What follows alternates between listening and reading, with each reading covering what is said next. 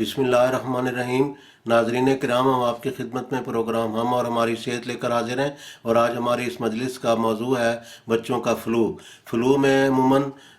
یہ علامتیں اور عوارضات ہوتے ہیں: نزلہ، زکام، کھانسی، بخار۔ تو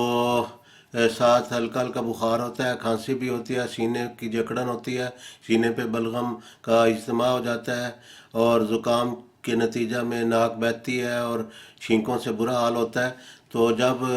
آغاز ہونے لگے، بلکہ ہم تو یہی کہیں گے کہ اگر احتیاطی طور پر بطور حفظ متقدم یہ جو ہم نسخے بیان کرنے لگے ہیں، یہ بہت فائدہ مند ہیں۔ تو اس بارے میں ہم یہ بھی گزارش کریں کہ اگر بچہ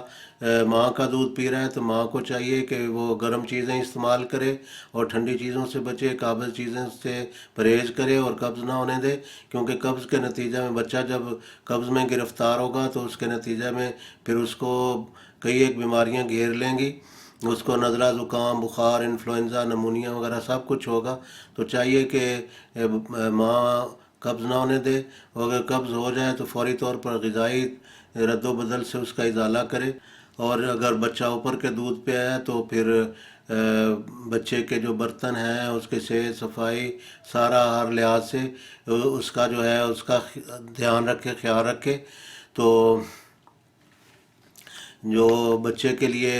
جو ایک سادے سے چند ایک نسخے ہیں، سادہ نسخے ہیں اور بہت فائدہ مند ہیں، اور ہمارے اللہ تعالیٰ کے فضل کے ساتھ لمبے عرصہ سے تجربے میں ہیں، وہ اکثر ہم یہی بیان کرتے ہیں۔ اس کی وجہ یہ ہے کہ جیسا کہ ہم نے کہا ہے کہ بچہ قبض کے نتیجے میں بیمار ہوتا ہے، اور اگر قبض نہیں ہوگا تو بچے کو نزلہ، زکام، فلو، کھانسی، بخار وغیرہ نہیں ہوں گی یہ چیزیں۔ تو وہ نسخہ یہ ہے کہ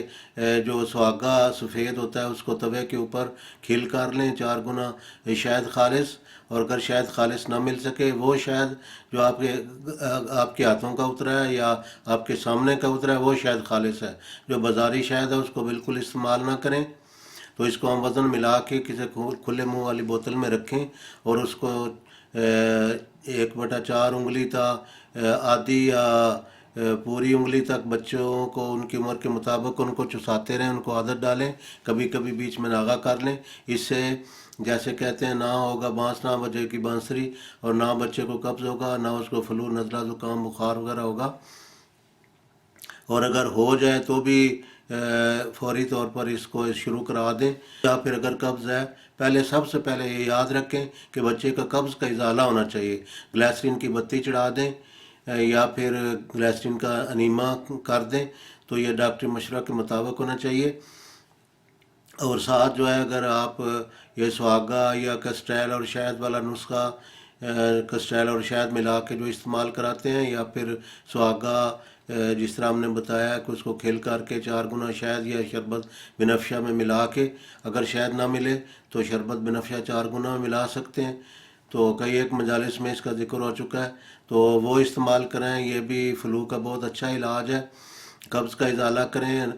نیما کریں، گلیسرین کی بتی یا گلیسرین کا نیما یا گلیسرین کی بتی استعمال کرنے سے فوری طور پر قبض کا ازالہ ہوگا، اور بچے کو اللہ کے فضل کے ساتھ بہت سکون نصیب ہوگا، بخار سے بھی، فلو سے بھی، ہر لحاظ سے۔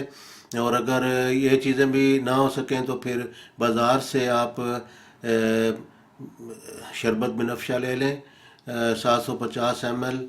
کی پیکنگ میں آتا ہے، بہت اچھا ہوتا ہے۔ تو وہ اس کو چٹاتے رہیں دن میں 3 دفعہ، سارے فلو کی علامتیں انشاءاللہ ٹھیک ہو جائیں گی۔ جو بازار میں جو اینٹی بائیوٹکس اور اس طرح کی جو چیزیں ہوتی ہیں، اینٹی بائیوٹکس اور کھانسی کے لیے کاف سیرپ ہوتے ہیں، اس میں اینٹی الرجک ادویات ہوتی ہیں، ایفیڈین وغیرہ، اس طرح کی اور کئی چیزیں ہوتی ہیں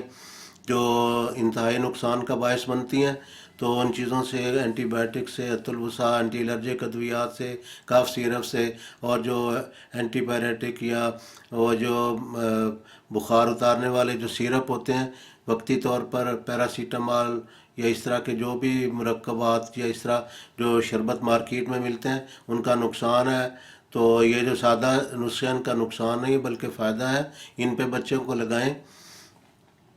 تو یہ جو شربت ہے، شربت بنفشہ ہے، شربت بنفشہ یا لوک ملتاس، اس کو لوک خیار شمبر بھی کہتے ہیں، یا لوک سپستان لسوڑیوں کہا جاتا ہے، یہ لوک چٹنی کو کہتے ہیں۔ اس طرح کی چٹنیاں بازار سے جو بھی میسر آ جائے لے لیں، لوک کتان یا لوک سپستان یا لوک خیار شمبر یا لوک ملتاس یہ لے لیں اور یہ استعمال کرائیں۔ اس سے قبض کا ازالہ ہوگا، بلغم جو سینے پہ اجتماع کر گئی، جمع ہو گئی ہے، وہ کھڑ ہو رہی ہے، بچے کو اس سے فلو سے نمونیا بھی ہو سکتا ہے، وہ استعمال کرائیں، انشاءاللہ تعالی اس سے بہت فائدہ ہوگا۔